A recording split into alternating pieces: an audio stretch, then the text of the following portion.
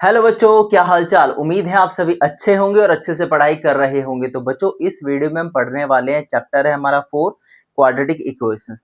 बेहद आसान चैप्टर है। इसकी जो वर्ड प्रॉब्लम्स है वही थोड़ी बहुत बच्चों को परेशान करती है। तो भाई स्टार्ट करते हैं बेसिक से। सबसे पहले तो क्वाड्रेटिक इक्वेशंस जो चैप्टर है, मैंने आपको बताया कि एक आसान चैप्टर है ना।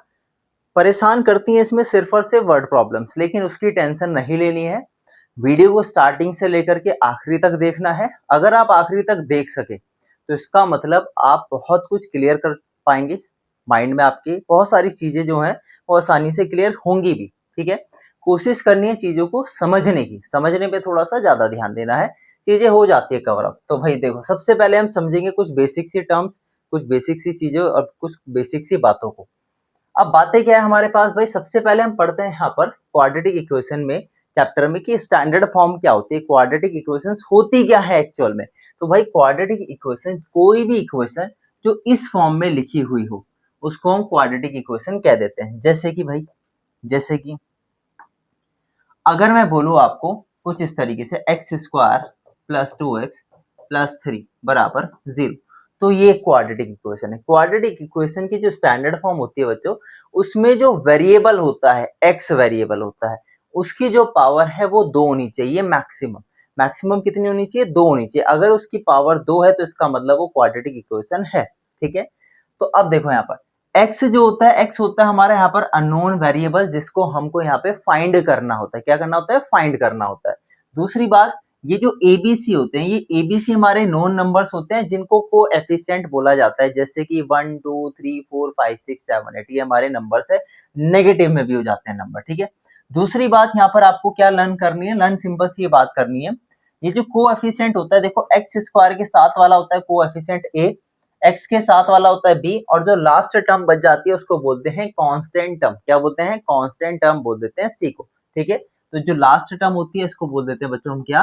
Constant term. ठीक है जी, ये बात पता चली आपको। अब इन क्वाड्रेटिक इक्वेशंस को सॉल्व करने के हम दो मेथड पढ़ते हैं। होते तो बच्चों तीन है, लेकिन हम पढ़ते क्या है क्लास 10th में? दो ही पढ़ते हैं। तीसरे वाला सीबीएसई ने वो डिलीट कर दिया था। तो पहला मेथड है यहाँ पर फैक्टराइजेशन मेथड, जिसको हम स्प्लिटिंग द मिडल टर्म कह देते हैं। दूसरे वाला है क्वाड्रेटिक फॉर्मूला। क्वाड्रेटिक फॉर्मूला हमारा ये मैंने लिख दिया, x बराबर minus b plus minus under the root b square minus 4ac upon में 2। तो अब बिना किसी देरी के हम स्टार्ट करते हैं भाई एक्सरसाइज को। और जो हमारी एक्सरसाइज है, एक्सरसाइज का पहला ही सवाल जो है उसमें 8 पार्ट दिए गए हैं, और इसमें आपको चेक करके बताना है कि कौन सी क्वाड्रेटिक इक्वेशन है और कौन सी नहीं है। स्टैंडर्ड फॉर्म को दिमाग में रखना है, बिल्कुल सोच के याद कर लो। ax square plus bx plus c बराबर होता है 0। उसी से कंपेयर करेंगे, उसके बराबर या उसके जैसी इक्वेशन आ गई तो क्वाड्रेटिक हो गई, अदरवाइज वो क्वाड्रेटिक इक्वेशंस नहीं होगी। ठीक है जी, तो भाई पहले पार्ट से चलते हैं। पहले पार्ट में दिया इन्होंने x प्लस 1 का होल स्क्वायर बराबर 2 ब्रैकेट में x माइनस 3। इसको सॉल्व करो। सिंपल क्या करना है? सिंपल सिंप्लीफाई करना है, और फिर चेक करना है क्या ये क्वाड्रेटिक इक्वेशन है कि नहीं है। मैंने आपको बताया क्वाड्रेटिक इक्वेशन की जो स्टैंडर्ड फॉर्म होती है, ax square plus bx plus c बराबर 0 होनी चाहिए, जहां पर a की वैल्यू 0 के बराबर नहीं होनी चाहिए। अगर ये 0 हो जाएगा तो x स्क्वायर हो जाएगा यहाँ से फिनिश, खत्म हो जाएगा। और अगर बच्चों ये खत्म हो गया तो सिंपल बचा bx प्लस c, जो कि होती है हमारी क्या?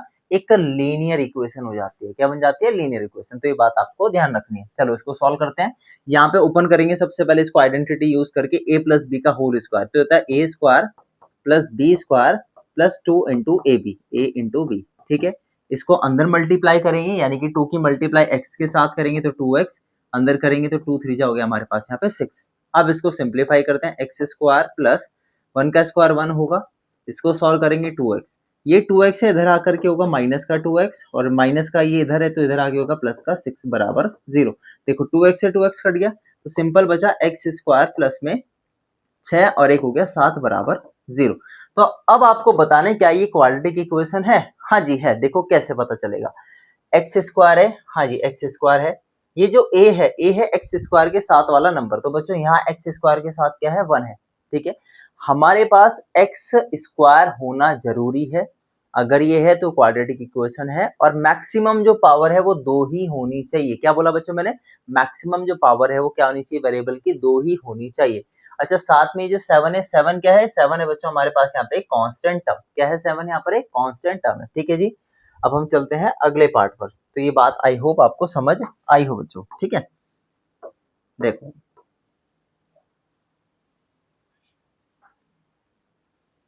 अब सेकंड पार्ट चेक करते हैं फटाफट। सेकंड वाले में यहाँ पर हमारे पास एक्स स्क्वायर माइनस 2x बराबर, अच्छा इसको अंदर मल्टीप्लाई कर देता हूँ। -2 की जब मैं 3 से मल्टीप्लाई करूंगा तो माइनस का 6 आएगा। -2 की -x से करूंगा तो प्लस का आएगा 2x। बताओ कोई दिक्कत? दोनों टर्म को इधर ट्रांसपोज करते हैं। X square minus 2x, minus का होगा प्लस का 6, और ये आएगा इधर का माइनस का 2x बराबर 0। -2x कितना बनेगा बच्चों? ये बनेगा माइनस का 4x, और ये बनेगा प्लस का 6 बराबर 0। क्या ये बिल्कुल उससे मैच हो रही है? हाँ जी हो रही है। ए यहाँ पे है 1, बी यहाँ पर है माइनस का 4, और सी है हमारे पास 6। यस, ये क्वाड्रेटिक इक्वेशन है। तो आप बोल दोगे yes it is a quadratic equation. ठीक है जी। अगला चेक करते हैं। ये हो गई, दूसरी चेक हो गई।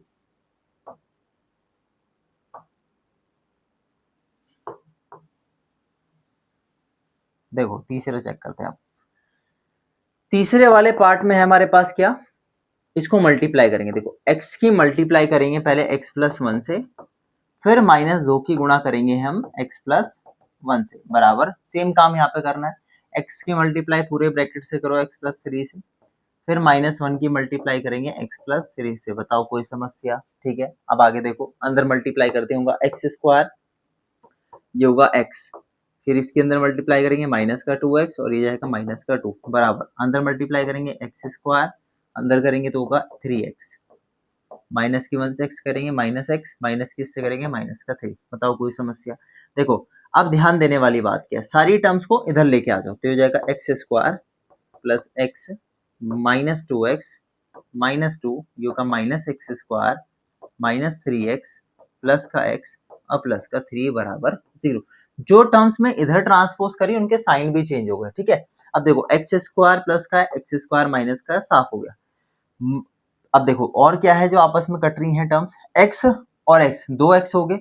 इन दोनों x से ये 2x खत्म हो गया, यानी कि प्लस का x 2x हुआ, और माइनस के 2x से ये खत्म हो गया। और देखो क्या कट रहा है भाई, 3x बचा माइनस का, तो माइनस का 3x लिखा सिंपल।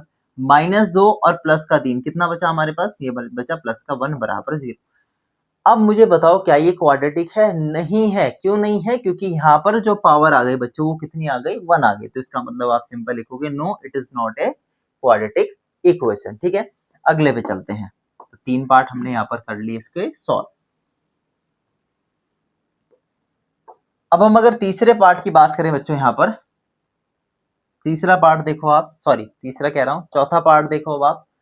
चौथे पार्ट में भी सेम काम करेंगे। x की मल्टीप्लाई पहले हम करेंगे 2x प्लस 1 से, फिर हम -3 की मल्टीप्लाई करेंगे बच्चों 2x प्लस 1 से, फिर x की अगर हमने अंदर मल्टीप्लाई करी तो ये बनेगा एक्स स्क्वायर प्लस 5x। इसको सॉल्व करते हैं। x के इधर करेंगे तो 2x स्क्वायर आएगा, अंदर करेंगे x आएगा, ये हो जाएगा 6x, ये अंदर जाएगा माइनस का 3 बराबर एक्स स्क्वायर प्लस 5x। इसको इधर ले आओ दोनों टर्म्स को, तो हो जाएगा 2x square plus x minus 6x minus 3, ये हो जाएगा माइनस का x स्क्वायर माइनस का 5x बराबर 0।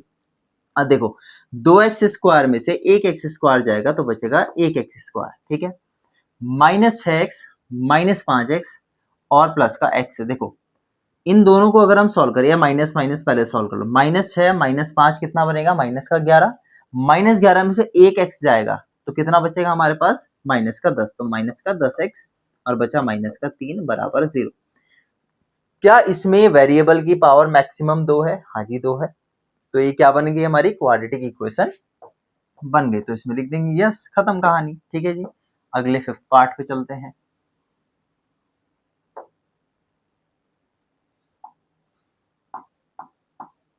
फिफ्थ वाला देखो, फिफ्थ वाले पार्ट में भी सेम काम करना है। अंदर मल्टीप्लाई करते हैं सिंपल। 2x की मल्टीप्लाई करेंगे बच्चों हम x माइनस 3 से, फिर -1 की मल्टीप्लाई करेंगे x माइनस 3 से।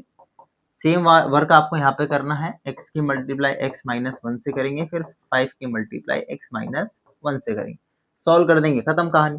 इसको करा अंदर मल्टीप्लाई 2x स्क्वायर, इसको अंदर करेंगे तो आएगा 3x, इसको अंदर करेंगे तो आएगा x, माइनस माइनस आएगा प्लस का 3 बराबर, इसको करेंगे अंदर x स्क्वायर, इसको करेंगे तो माइनस का x, फिर प्लस को करेंगे तो प्लस का 5x, फिर इसको करेंगे प्लस का माइनस का 5। ठीक है जी। अब देखो सारी टर्म्स इधर लेकर के आ जाओ, ये हो जाएगा 2x स्क्वायर, देखो माइनस 3x माइनस x बनेगा माइनस का 4x प्लस का 3, इधर ले आओ माइनस का x स्क्वायर माइनस x और प्लस का 5x, कितना बचा प्लस का 4x बना, उस 4x को इधर ले आओ तो हो जाएगा माइनस का 4x, और माइनस का 5 इधर आएगा तो होगा प्लस का 5 बराबर 0। सॉल्व कर दो, देखो 2x स्क्वायर में से एक x स्क्वायर जाएगा, x स्क्वायर बचेगा सिंपल। ठीक है, तो बचा हमारे पास x स्क्वायर, इसके बाद 4x और 4x कितने x हो गए माइनस के 8x हो गए, 5 और 3 कितना हो गया प्लस का 8 आ गया बराबर 0। तो आपने देखा कि यहाँ पे भी सेम केस बन रहा है, x square minus 8x plus 8 आ रहा है, इसका मतलब ये भी क्या है हमारी क्वाड्रेटिक इक्वेशन है, क्योंकि ये स्टैंडर्ड फॉर्म से हो रही है मैच। आगे बढ़ते हैं बच्चों यहाँ पर,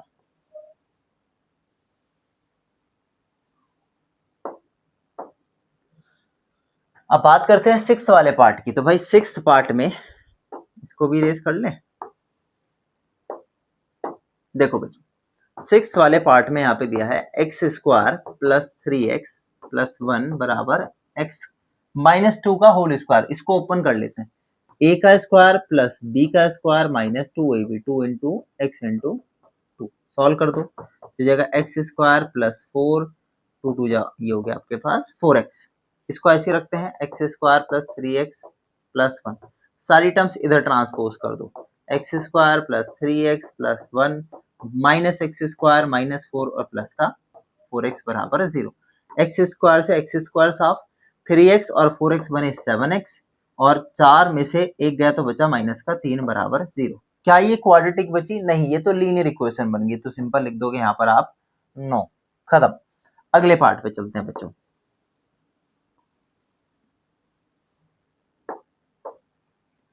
सेवंथ वाले पार्ट में देखो, सेवंथ वाले पार्ट में क्यूब वाली आइडेंटिटी लग रही है, तो क्यूब वाली आइडेंटिटी याद कर लेना आप, a प्लस बी का होल क्यूब।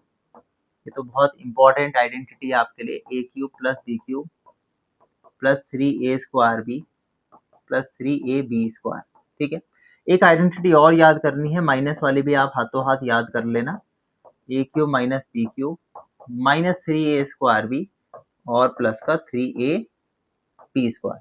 तो ये दोनों आइडेंटिटी लास्ट के दोनों ही पार्ट्स में यूज हो रही है। तो देखो भाई फटाफट यहाँ पे आइडेंटिटी लगाएंगे, a क्यूब प्लस b का क्यूब यानी कि 2 का क्यूब करेंगे तो 8 प्लस 3 इंटू a स्क्वायर मतलब x का स्क्वायर इंटू में 2 plus 3a 3 into x into और b का स्क्वायर मतलब 2 का स्क्वायर बराबर, इसको ओपन करेंगे तो होगा 2x क्यूब, अंदर मल्टीप्लाई करेंगे तो आएगा माइनस का 2x। बताओ कोई समस्या? सॉल्व करते हैं तो बच्चे होगा एक्स क्यूब प्लस 8 प्लस 3 2 जा 6x स्क्वायर प्लस ये होगा 2 2 जा 4 4 3 जा 12x। इन दोनों टर्म को इधर ले आओ तो जाएगा माइनस का 2x क्यूब और ये जाएगा प्लस का 2x बराबर 0। अब देखो x क्यूब और 2x क्यूब में बचेगा माइनस का x क्यूब, 6x स्क्वायर और कोई टर्म है नहीं, प्लस के 6x स्क्वायर ऐसे लिख दिया आपने।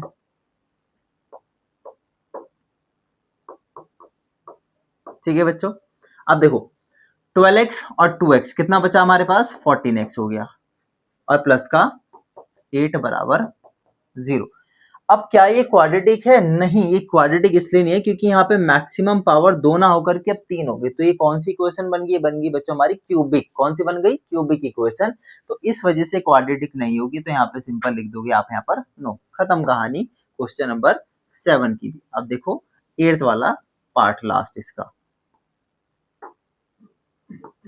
8th वाले पार्ट में भी सेम कहानी है, तो यह है x cube minus 4x square minus x plus 1।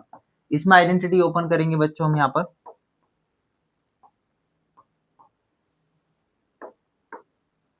देखो ये है a का क्यूब प्लस माइनस वाली है ना, तो माइनस वाला यूज होगा, माइनस वाली आइडेंटिटी है माइनस बी का क्यूब, बी कितना है 2, 2 का क्यूब करेंगे कितना आएगा 8 आएगा, माइनस 3a², ए स्क्वायर मतलब एक्स स्क्वायर इंटू में बी यानी कि 2, ठीक है बच्चों। और उसके बाद यहाँ पर प्लस 3 इंटू ए कितना है x और b का स्क्वायर मतलब यहाँ पर 4, इसको सॉल्व कर देते हैं। तो जगह x cube minus 4x² minus x plus 1, ये है एक्स क्यूब माइनस 8, 3 2 जाओगा 6x², ठीक है। उसके बाद होगा 3 4 12x, ठीक है यहाँ तक। अब इन टर्म्स को इधर लेके आ जाओ, तो x cube minus 4x² minus x plus 1 minus x cube plus का 8 और भाई प्लस का 6x² और माइनस का 12x बराबर 0। अब देखो x क्यूब से x क्यूब कट गया, माइनस 4x² 6x² जाएगा तो कितना बचेगा 2x² बचेगा भाई, प्लस का 6 और माइनस का 4 कट गए दोनों, तो बचा 2x²। और देखो माइनस का x है 12x है तो बनेगा माइनस का 13x। कांस्टेंट टर्म में देखो 8 और 1 कितना हो गया हमारे पास 9 हो गया बराबर 0। कहानी खत्म। तो आप मुझे बताओ क्या ये क्वाड्रेटिक है? हाँ जी ये क्वाड्रेटिक इक्वेशन है, तो यहाँ पे लिख दोगे सिंपल आप यहाँ पे, यस ये क्वाड्रेटिक इक्वेशन है। तो ये भाई थे हमारे क्वेश्चन नंबर फर्स्ट के 8 पार्ट्स, ठीक है। तो समझ आए, आई होप आपको ये चीजें सारी की सारी समझ आई होगी बच्चों, ठीक है। अब समझते हैं बच्चों क्वेश्चन नंबर सेकंड को। तो क्वेश्चन नंबर सेकंड में पढ़ लेते हैं क्या दिया है। क्वेश्चन नंबर सेकंड में बोला है कि रिप्रेजेंट करो following situation in the form of quadratic equation. इसको आपको क्वाड्रेटिक इक्वेशंस में बनाना है। जो भी 4 वर्ड प्रॉब्लम्स है हम इसको क्या करने वाले हैं, क्वाड्रेटिक इक्वेशन की फॉर्म में लिखने वाले हैं। चलिए भाई पहले क्वेश्चन से स्टार्ट करते हैं। बोला है कि जो एरिया है रेक्टेंगुलर प्लॉट का वो 528 मीटर स्क्वायर दिया है, ठीक है। फिर जो लेंथ है, जो लंबाई है, लंबाई क्या है भाई 1 मीटर, 1 मीटर ज्यादा है और 2 गुना है उसकी ब्रेथ के, ठीक है। ये बात भी समझ आई। तो हमें फाइंड करना है लेंथ और ब्रेथ। हमको लेंथ और ब्रेथ बच्चों दोनों निकालनी है। देखो भाई ध्यान से समझना है स्टेप बाय स्टेप। तो हम करने क्या वाले हैं, सबसे पहले हम लेट करेंगे, मानेंगे कि जो ब्रेथ है हमने उसको क्या मान लिया x मान लिया, ब्रेथ को हमने क्या मान लिया x। तो मुझे बताओ भाई लेंथ कितनी है। फिर यहाँ पे लेंथ इन्होंने बोला लेंथ है 1 मीटर ज्यादा, किससे 1 मीटर ज्यादा, और 2 गुना है उसकी ब्रेथ की। भाई 1 मीटर ज्यादा और 2 गुना है उसकी ब्रेथ की, तो ये लंबाई दे दी। अब आगे क्या दिया, आगे जो भी दिया हम सिंपल लिखेंगे अकॉर्डिंग टू द क्वेश्चन। इन्होंने बोला है कि जो भाई एरिया है ना रेक्टेंगुलर प्लॉट का वो कितना है 5 to 8 मीटर स्क्वायर है। कितना है 5 to 8 मीटर स्क्वायर दिया है। तो मुझे बता दो बच्चों एरिया ऑफ रेक्टेंगल क्या होता है। एरिया ऑफ रेक्टेंगल होता है लेंथ इंटू में ब्रेथ। तो यहाँ लिख देंगे लेंथ इंटू में ब्रेथ बराबर 528 मीटर स्क्वायर। कोई दिक्कत। लेंथ ब्रेथ, लेंथ है हमारे पास 2x प्लस 1 और बच्चों ब्रेथ है हमारे पास यहाँ पर x बराबर क्या है 5 to 8। अब देखो मल्टीप्लाई करेंगे, x के अंदर मल्टीप्लाई करेंगे आएगा 2x² प्लस x के 1 से करेंगे x आया। ये 528 इधर लेके आ जाओ तो माइनस का हो जाएगा 528 बराबर 0। तो पहला काम तो हमने कर दिया, क्या कर दिया कि हमने इस जो वर्ड प्रॉब्लम थी उसको किसमें कर दिया, क्वाड्रेटिक इक्वेशन की फॉर्म में रिप्रेजेंट कर दिया, पहला काम। अब इसको हमें क्या करना है, सॉल्व भी करना है। अब हम यहाँ पे सीखेंगे बच्चों splitting the middle term method. क्या सीखने वाले हैं, splitting the middle term method सीखने वाले हैं कि किस तरीके से हम x की वैल्यू यहाँ से फाइंड करेंगे। x की वैल्यू निकाल देंगे तो लेंथ और ब्रेथ भाई यहाँ पर दोनों निकल के आ जाएंगे। बात समझ आई। चलिए अब समझते हैं इसको। तो भाई बाल को ये हम क्वाड्रेटिक इक्वेशन यहाँ लिख लेते हैं 2x² माइनस नहीं sorry plus x minus 5 to 8 बराबर 0। देखो सबसे पहला स्टेप होता है क्वाड्रेटिक इक्वेशन को सॉल्व करने का, लास्ट टर्म की फर्स्ट टर्म से मल्टीप्लाई। तो 5 to 8 की मल्टीप्लाई हम करेंगे यहाँ पर किससे, 2 से मल्टीप्लाई करेंगे, है ना। मल्टीप्लाई करने के बाद हमको काम करना होता है इसको फैक्टराइज करना होता है। देखो मल्टीप्लाई करेंगे फैक्टर करेंगे बात तो एक ही आएगी निकल के। तो मैं सीधा 5 to 8 के फैक्टर निकालता हूँ। तो 5 to 8 के फैक्टर बताओ जल्दी कितने आएंगे। तो 2 2 जा 4, 2 6 जा 12 होगा ठीक है, 2 4 जा 8 होगा, 2 1 3 2 3 2 6 जा 12, 2 6 जा 12, 2 3 जा 3 जा 3 1 1। तो भाई ये फैक्टर आ गए। तो जो हमारे पास 5 to 8 इंटू 2 के फैक्टर जो निकल के आए बच्चों ये आए 2 इंटू 2 इंटू 2 इंटू 2, 4 बार तो ये 2 है और एक 2 ये है इसके साथ और एक हो गया हमारे पास यहाँ पे 3। तो ये फैक्टर हो गए इस टर्म के। अब इन फैक्टर को हमें क्या करना है बच्चों, देखो सबसे पहला स्टेप बताया लास्ट टर्म की फर्स्ट टर्म से मल्टीप्लाई करना है। फिर हमें क्या करना है, हमको उन नंबर जो आएगा उसको फैक्टराइज करना है। फैक्टर कर दिया, फैक्टर निकल के आ गए। अगले स्टेप में करना है, इन फैक्टर को ऐसे अरेंज करना है बच्चों। क्या बोला? इन फैक्टर को ऐसे अरेंज करना है कि माइनस करने पर 1 आना चाहिए। क्या आना चाहिए? 1 आना चाहिए। क्यों आना चाहिए 1? क्योंकि मिड वाली टर्म के पास यहाँ पर क्या प्रेजेंट है? 1 प्रेजेंट है। क्या प्रेजेंट है? 1 प्रेजेंट है। ठीक है, तो हमने क्या किया, लास्ट टर्म के फर्स्ट टर्म से मल्टीप्लाई किया, जो नंबर है उसको फैक्टराइज किया, उनको फैक्टर को ऐसे अरेंज करना है कि माइनस करने पे 1 आना चाहिए। तो देख लो ध्यान से, ये क्या 2 2 जा कितना होगा बताओ? 2 2 जा 4, 4 2 जा 8, 8 2 जा 16, कितना आया? 16 आया। ठीक है, इसके बाद अच्छा ये 11 भी तो है, ये 11 भी यहाँ लिखेंगे, और 16 2 जा होगा हमारे पास 32, कितना हो गया? 32। एक सेकेंड, अब देखो 16 2 जा हो गया 32। ठीक है, 3 की 11 से मल्टीप्लाई करेंगे आएगा 33, तो 33 में से जब हम माइनस करेंगे 32 को तो बच्चों कितना आएगा? 1 आ जाएगा। ठीक है, यहाँ x लगा दो, यहाँ x लगा दो, यहाँ x लगा दो, देखो 33x में से 32x जाएंगे तो 1x बचेगा। सिंपल हो गया काम। अब देखो कितना आसान हो गया हमारे लिए चीज, देखो जल्दी। तो 33x में से माइनस करना है हमको, किसको? हमें माइनस करना है भाई, पहली टर्म तो ऐसी रही, प्लस 33x में से घटाना है किसको? हमें 32x को घटाना है, तो 1x आ जाएगा, और बाकी की टर्म जो कि तो ऐसी रहेगी 5 2 8 बराबर 0। बताओ कोई समस्या आपको? अभी चक्कर क्या है, ये पहली वर्ड प्रॉब्लम है हमारे पास। ठीक है, तो समझने में थोड़ी सी तो तकलीफ होगी भाई, स्टार्टिंग में चीजों को समझने में बच्चों थोड़ी सी तकलीफ होती है, दर्द होता है, समझना पड़ता है। ठीक है, तो आपको दर्द सहना है, थोड़ा सा चीजों को ध्यान से समझना है। इतना करने के बाद इस ब्रैकेट को ओपन करेंगे, देखो प्लस का साइन है, प्लस वाला व्यक्ति जो पॉजिटिव व्यक्ति होता है उसका इम्पैक्ट थोड़ा सा कम पड़ता है ना। तो इसी तरीके से प्लस कुछ नहीं करेगा तो ये सेम टर्म ऐसी आ जाएगी 33x माइनस 32x माइनस 5 2 8 528 बराबर 0। बताओ कोई दिक्कत?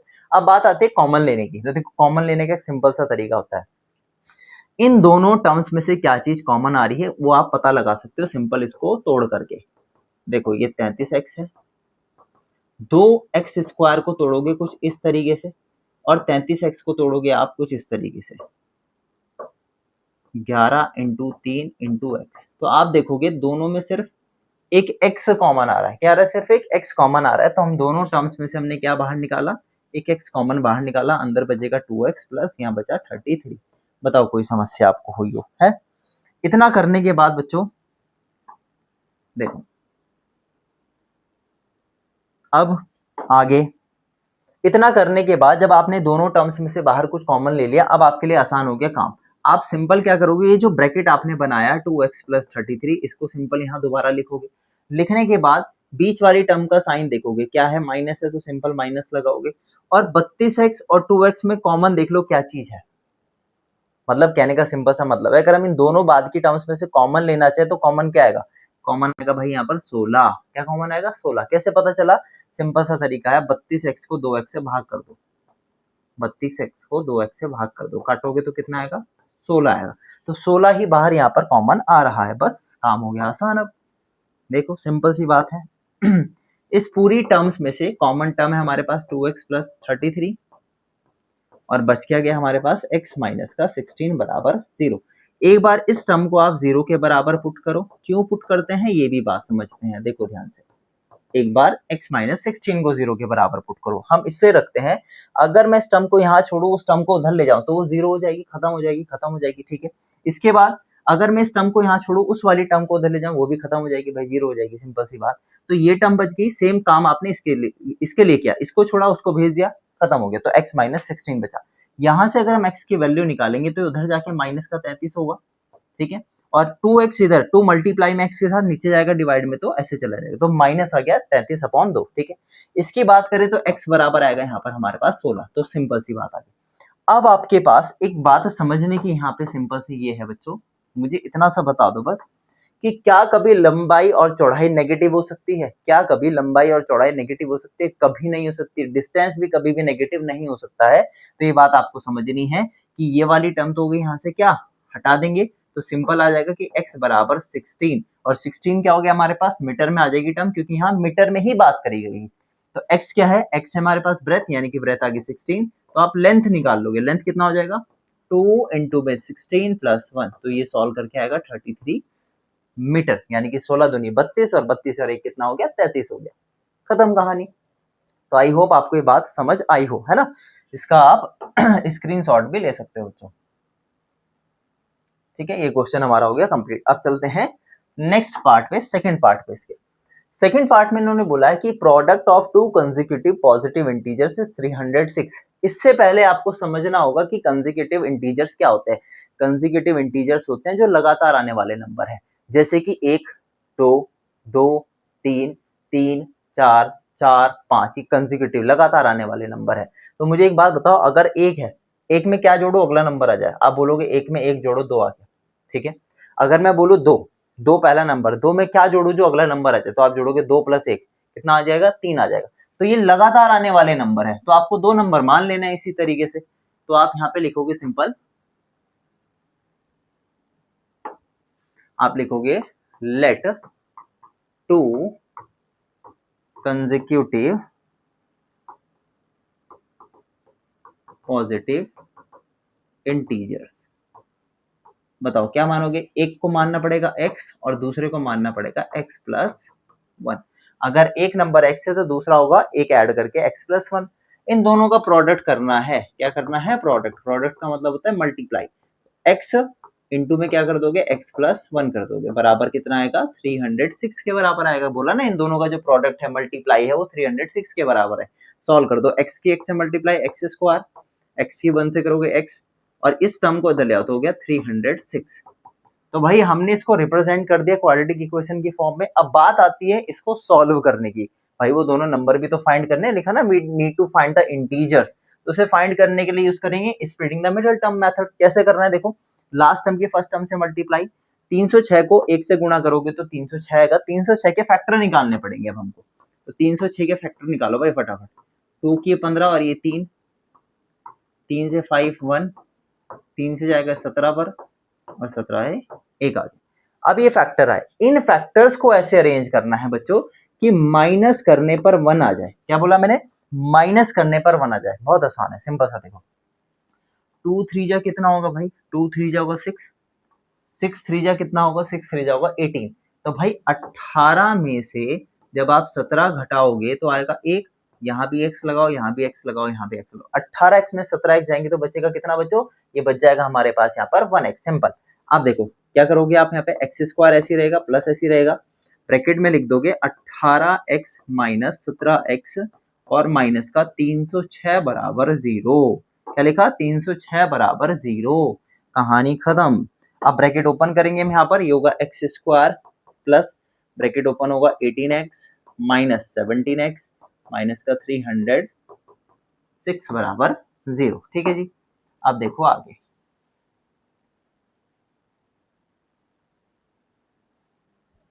देखो भाई, अब इन दोनों टर्म्स में से कॉमन क्या आ रहा है, इन दोनों में यहाँ x² है, यहाँ x है, दोनों में x बाहर कॉमन आएगा, तो x बाहर कॉमन आया, अंदर बचेगा x + 18। बस मेहनत शुरू की 2 टर्म्स की होती है, बाकी टर्म में तो आराम से आ जाता है। मैंने बोला था आपको फर्स्ट वाले पार्ट में भी जस्ट कि जो ब्रैकेट यहाँ बनाया इसको दोबारा बना दो, x + 18 बना दिया दोबारा से। ठीक है,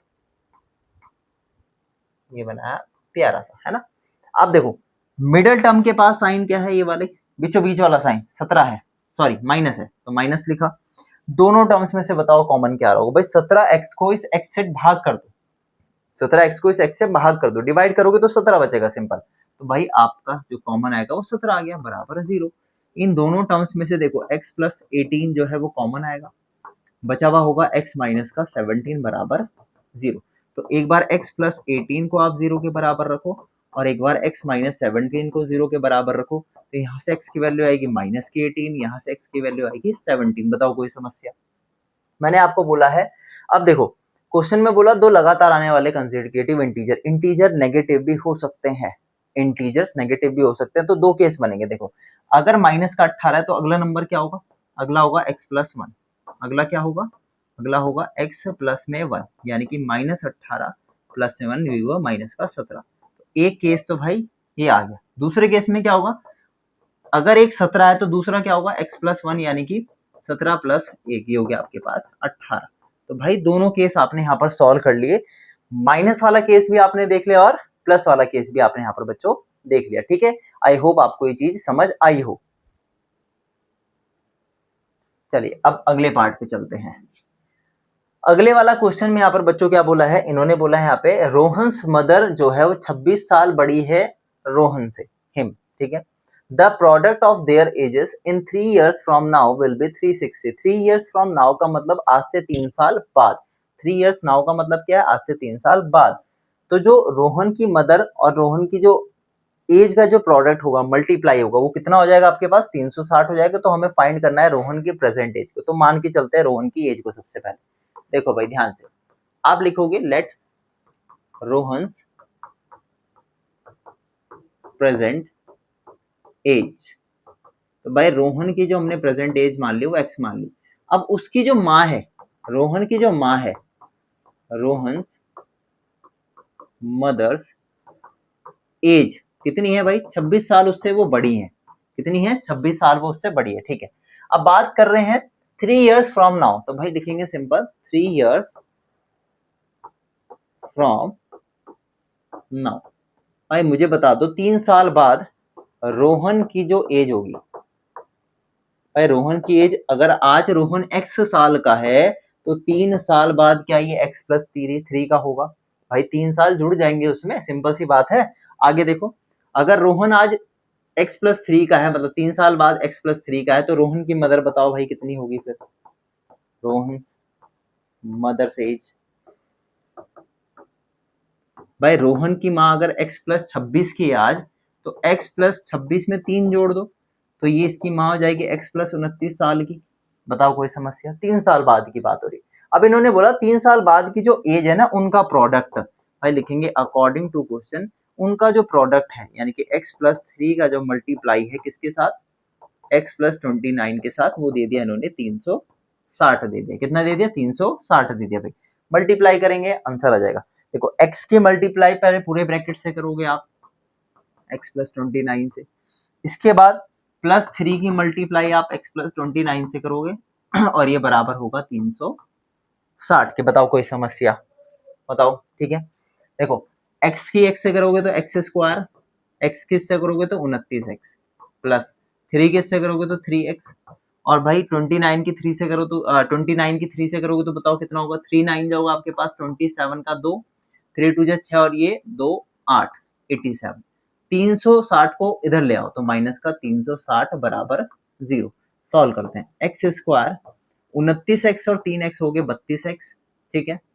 और माइनस का देखो 360 में से 87 हटाना है, 10 में से 3 गया, सॉरी 10 में से 7 गया, 3 बचा, 15 में से 8 गया, 15 में से 8 जाएगा, बचेगा हमारे पास 7, और ये बच गया हमारे पास 2। कितना आ गया 273 बराबर 0। बताओ कोई समस्या बच्चों, बताओ बताओ बताओ कोई भी समस्या हो, ठीक है कमेंट बॉक्स में कमेंट कर देना अगर नहीं समझ आया तो। अब देखो वही काम करना है, लास्ट टर्म की फर्स्ट टर्म से करेंगे हम यहाँ पर मल्टीप्लाई। क्या करेंगे, मल्टीप्लाई। तो भाई 273 की 1 से करेंगे तो 273 आया। अब 273 के करेंगे प्राइम फैक्टर्स, तो भाई निकालो, 2 से तो जाएगा नहीं, ये जाएगा 3 से, 3 9 जा 3 1 जा, ये जाएगा आपका 7 से, 7 13 जा, और ये आगे 13 1 जा। सॉल्व कर लेते हैं भाई, एक्स स्क्वायर प्लस, अब देखो इन फैक्टर्स को ऐसे अरेंज करना है कि माइनस करने पे क्या आना चाहिए, 32 आना चाहिए। माइनस करने पे क्या आना चाहिए, 32। देखते हैं ट्राई करके। तो भाई देखो 13 3 जा होगा 39, और 7 अगर उसमें से घटा देंगे तो कितना आएगा बताओ, 32 आ गया। तो भाई 39 में से 7 गया तो 32 आ गया, खत्म। देखो अब सिंपल लिखेंगे हम यहाँ पे 39x में से जब हम 7x माइनस करेंगे तो आएगा कितना हमारे पास, 32 आ जाएगा। कितना आएगा बच्चों, 32 आ जाएगा। देखो ध्यान से,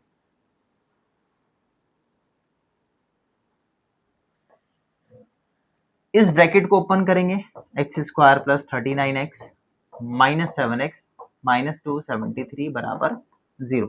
अब देखो इन दोनों टर्म्स में से x कॉमन आएगा, अंदर बचेगा x प्लस 39। मैंने आपको बताया यही सेम ब्रैकेट यहाँ लिख दो, x प्लस 39 लिख दिया आपने। मिड वाली टर्म का साइन माइनस है तो माइनस लगा दिया यहाँ पर।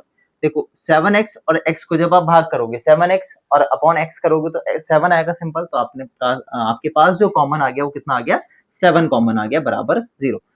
दोनों टर्म्स में से x प्लस 39 कॉमन आएगा, अंदर बचेगा x माइनस 7 बराबर 0। बताओ कोई समस्या बच्चों यहाँ तक, ठीक है। आगे देखिए आप, अब इस टर्म को छोड़ो, उधर ले जाओ, डिवाइड में चलेगी तो बनेगा x प्लस 39 बराबर 0, और इस टर्म को छोड़ो, उसको ले जाओ, वो डिवाइड में चलेगी तो बनेगा x माइनस 7 बराबर 0। तो यहां से x की वैल्यू आएगी माइनस की 39, यहां से x की वैल्यू आएगी भाई यहाँ पर 7 आ गई। अब मुझे बताओ, क्या कभी भी जो एज है, उम्र है, वो कभी भी नेगेटिव हो सकती है? बताओ, नहीं हो सकती है। क्या तुम नेगेटिव हो? सोच से नेगेटिव नहीं, एज से। भाई क्या तुम माइनस 39 ईयर्स के हो? नहीं हुआ है ना। तो कभी भी age, distance, length, breadth, height, ये कभी भी नेगेटिव नहीं हो सकती है। तो भाई ये वाला केस तो हमने कर दिया, हटा दिया, डिलीट कर दिया। तो एक्स जो है, एक्स यानी कि रोहन की जो एज है वो कितनी आ गई भाई? रोहन की एज आ गई 7, तो उसकी माँ की एज कितनी होगी भाई? माँ की एज होगी एक्स प्लस 26, यानी कि 7 में आप 26 ऐड करोगे तो कितना होगा बच्चों? 33 हो जाएगा। कितना हो जाएगा हमारे पास यहाँ पर? नहीं 33, हाँ 33 हो जाएगा, ठीक है। 26 और 7 33, तो यानी कि भाई रोहन की जो माँ की एज है और रोहन की एज जो आ गई हमारे पास 7 और 33 आ गई। खत्म कहानी। तो आई होप आपको ये चीज समझ आई हो, है ना। समझ आई हो तो भाई स्क्रीनशॉट आप यहाँ पर इसका ले सकते हो। अगले सवाल पे चलते हैं फिर। लास्ट क्वेश्चन भाई, वेरी मोस्ट इंपॉर्टेंट क्वेश्चन है इस एक्सरसाइज का। ये वाला जो सवाल है ना बच्चों, ये सवाल इतनी बार पेपर में पूछा गया है, इतनी बार पूछा गया है जिसकी कोई हद नहीं है। अलग अलग वैल्यूज डाल करके दे देते हैं, और ये सवाल सीबीएसई का बहुत इंपॉर्टेंट क्वेश्चन है भाई। सिंपल सा सवाल है, ज्यादा कठिन नहीं है, समझते हैं। देखो, एक फॉर्मूला आपको याद करना है स्पीड का। स्पीड का फॉर्मूला होता है डिस्टेंस अपॉन में टाइम। तो अगर मैं यहाँ से टाइम का निकालू तो होगा डिस्टेंस अपॉन में स्पीड। तो बस ये याद रखना है, टाइम होता है डिस्टेंस अपॉन में स्पीड। अब समझते हैं क्वेश्चन को।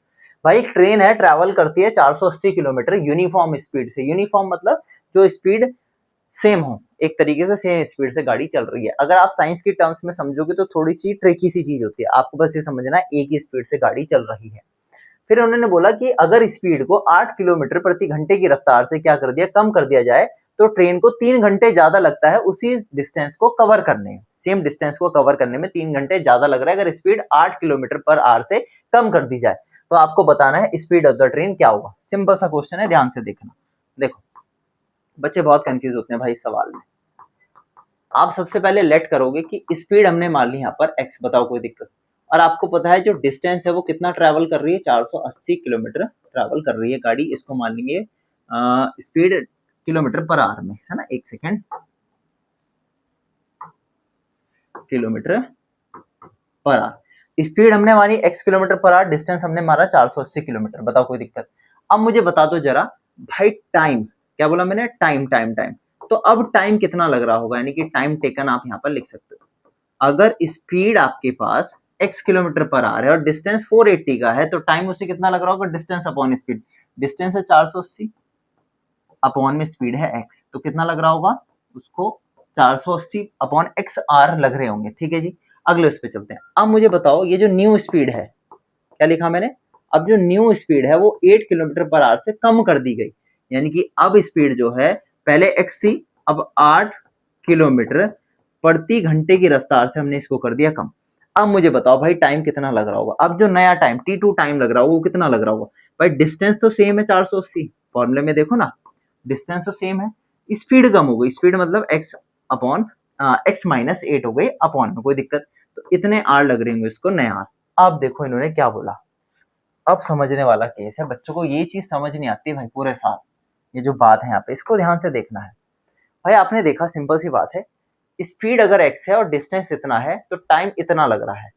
अब स्पीड अगर इतनी है तो टाइम उसको कितना लग रहा है? भाई डिस्टेंस तो सेम है 480 का, टाइम लगेगा अपॉन में 480 अपॉन में x माइनस 8, तो ये दो टाइम आ गए। अब इन्होंने क्या बोला? इन्होंने सिंपल सी बात ये बोल दी कि अगर स्पीड 8 किलोमीटर पर आवर से कम हो जाती है तो जो टाइम है ना, टाइम उसे 3 घंटा ज्यादा लग रहा है सेम डिस्टेंस को कवर करने में। देखो एक इक्वेशन बनती है सिंपल सी, आपको याद रखनी है।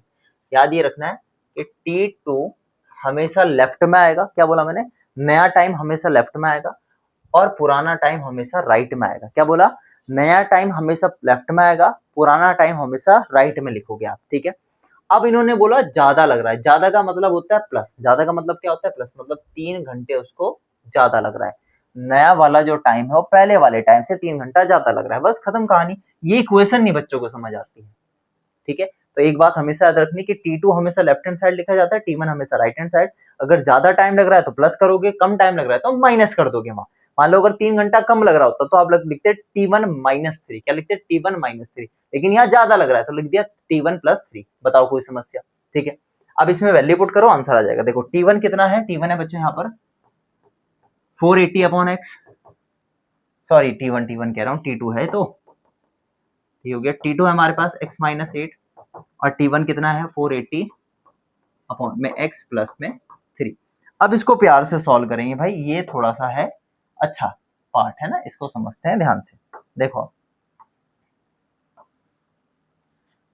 भाई इन टर्म को इधर ले आओ तो ये क्या 480 अपॉन x-8 माइनस का 480 अपॉन में x बराबर 3। एलसीएम लेंगे, एलसीएम इन दोनों का आएगा x और ब्रैकेट में आएगा x-8, क्रॉस मल्टीप्लाई होगी, हो जाएगा 480x माइनस 480 x माइनस यहाँ, हाँ ये माइनस है ना टर्म, इसका ध्यान रखना है। देखो 480 x माइनस का 8 इंटू में 480, ठीक है जी बराबर 3। क्या किया हमने, सिंपल सा क्या काम किया, 480 की गुणा x-8 से करोगे तो 480 x आएगा, फिर माइनस का 480 इंटू 8 आएगा। ठीक है, अब इसको सॉल्व करते हैं। देखो ये हो जाएगा हमारे पास 480 x अंदर जाएगा तो माइनस का 480 x और माइनस माइनस प्लस हो जाएगा 480 इंटू में 8। अभी मैं इसको मल्टीप्लाई क्यों नहीं कर रहा हूँ, अभी बताऊंगा क्यों नहीं कर रहा हूँ। क्रॉस मल्टीप्लाई कर दो, देखो क्रॉस मल्टीप्लाई 3 के साथ x इंटू में x-8 यहाँ पे आ जाएगा सिंपल। अब देखो 480 x में से 480 x हो गया यहाँ पर साफ, क्या हो गया यहाँ पर साफ हो गया। ठीक है, अब देखो ध्यान से, ये बचा हमारे पास 480 इंटू 8 बराबर अंदर मल्टीप्लाई मत करो, इस 3 को डिवाइड में भेज दो यहाँ पर, ये कट जाएंगे आपस में है ना। अब x की मल्टीप्लाई अंदर कर दो, x² माइनस 8x। ठीक है जी, 3 से इसको काटो, 3 16 3 जा होता है 48, तो देखो ये बच गया 160 इंटू में 8, नहीं हाँ ठीक है सही, बराबर x² माइनस 8x। तो इसको सिंपल ऐसे लिखा जा सकता है x² माइनस 8x।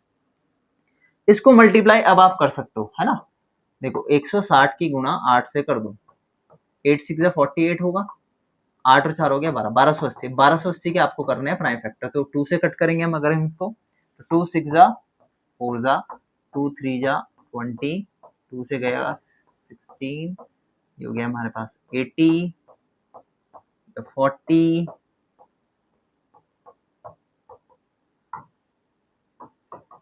2 5 और 5 बन जा भाई, बहुत सारे बड़े बड़े फैक्टर आ गए तो है ना, फैक्टर आ गए भाई 1 2 3 4 5 6 7 8, 8 बार तो 2 है और 1 5 है। ठीक है, इस टर्म को अगर हम इधर लेके आएंगे तो माइनस का हो जाएगा 1280, माइनस का 1280। ठीक है, अब आपको क्या करना है, देखो क्वाड्रेटिक इक्वेशन में तो हमने इसको सॉल्व करके लिख दिया, अब बात आती है एक्स स्पीड भी तो निकालनी है। अब स्पीड निकालने के लिए स्पीडिंग द मिडिल टर्म करेंगे, तो देखो ध्यान से, लास्ट टर्म की फर्स्ट टर्म से मल्टीप्लाई 1280 आया, 1280 के फैक्टर निकाले हमने, फैक्टर ये आगे, इन फैक्टर को ऐसे अरेंज करना है कि माइनस करने पे 8 आना चाहिए। क्या बोला मैंने, माइनस करने पे 8 आना चाहिए, देख लेते हैं भाई। 2 2 4, 4 2 8, 8 2 16, 16 2 32 आ गया। ठीक है, इसके बाद 2 2 4 और 4 2 8 और 8 5 40, तो भाई 40 में से जब हम 32 घटाएंगे तो आएगा 8, यहाँ भी x लगा दो, यहाँ भी x लगा दो, यहाँ भी x लगा दो। अब बच्चों का कंफ्यूजन क्या है उसको समझना, बच्चों का कंफ्यूजन ये होगा, सर हमें पता कैसे चलेगा कि किसमें से किसको घटाना है। आपको ना एक काम करना है, पहले काम सिंपल ये करना है कि वीडियो को शुरू से लेकर के अंत तक देखो ध्यान से। पहला काम तो ये है, जब इतना काम आप कर लो तो चीजें हल्की हल्की समझ में आएंगी, एकदम से ऐसा नहीं कि भाई समझ आ गई चीजें सारी, नहीं ऐसा बिल्कुल नहीं होगा भाई। आपको धीरे धीरे चीजों को सीखना है, जब आप आखिरी तक पहुंच जाओगे एंड के चैप्टर तक, तब आपको लगेगा हाँ थोड़ी थोड़ी चीजें समझ आ गई है। उसके बाद जब चैप्टर को दोबारा रिवाइज करोगे तो भाई पक्का हो जाएगा चैप्टर, एकदम समझ आती है चीजें कि कैसे कैसे कॉमन लेनी है। लेकिन एक टाइम तो सीखना पड़ेगा ना, उस सीखने के लिए थोड़ी सी तो मेहनत करनी पड़ेगी है ना, तो मेहनत करो, थोड़ी सी मेहनत करना सीख लो। ठीक है बच्चों, अब कर लोगे भाई, मुझे पता है आप टॉपर हो बच्चे, क्लास के टॉपर हो। देखो यहाँ पे ध्यान से, तो 40 में से 32 जाएगा तो 8 बचेगा, तो ये हो गया x² माइनस ब्रैकेट में लिखोगे 40x माइनस 8, कितना है 32x,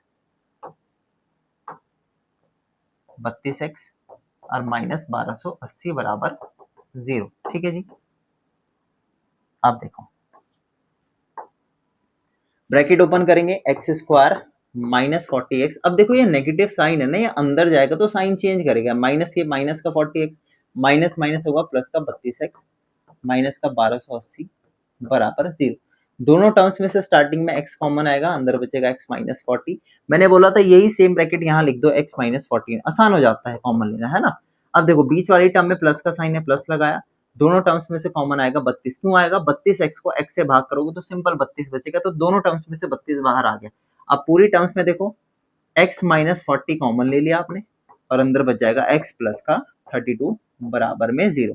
तो एक बार x माइनस 40 बराबर 0 लिखोगे, और एक बार बच्चों x प्लस 32 बराबर 0 लिखोगे। तो यहाँ से x की वैल्यू आई 40, यहाँ से x की वैल्यू आई माइनस की 32। अब जरा मुझे एक बात बता दो लास्ट आंसर देखने के बाद, क्या स्पीड कभी नेगेटिव हो सकती है? क्या स्पीड कभी नेगेटिव हो सकती है? नहीं हो सकती है। तो स्पीड अगर नेगेटिव नहीं है तो इसका मतलब ये वाला केस हो गया कट। तो सिंपल स्पीड कितनी आ गई? 40 किलोमीटर पर आवर आ गई। तो जो आपको स्पीड निकालनी थी भाई, आप लिख दोगे सिंपल 40 किलोमीटर पर आवर। आ गया आपके पास फाइनल आंसर। आई होप बच्चों आपको ये क्वेश्चन सारे समझ आए हों। तो अगर वीडियो अच्छी लगी तो वीडियो को लाइक, चैनल को सब्सक्राइब कर देना। जय हिंद, जय भारत।